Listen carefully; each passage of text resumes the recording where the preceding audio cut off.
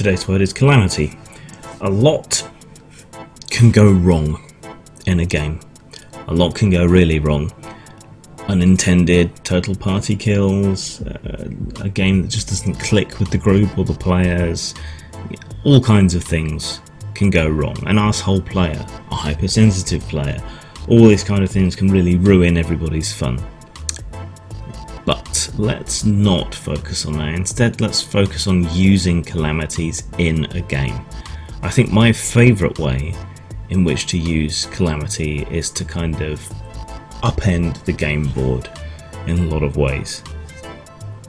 You can present what appears to be an ordinary adventure and then hit the area with a calamity, a plague, a flood, a volcano going off, a massive fire, things like this, and then have the adventurers who are otherwise just toddling about minding their own business caught up in all of this and suddenly having to deal with a survival situation, a loss of contacts, severe damage to the city that they've been using as a base of operations, whatever else it might be.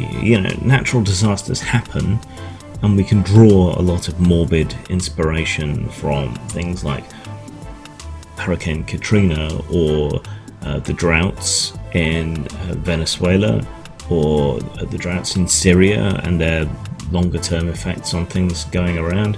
If you were alive for the eruption of Mount St. Helens, you can find some inspiration in that. Flooding is happening more and more. There's all kinds of climate issues going on everywhere. And then there's earthquakes and so on.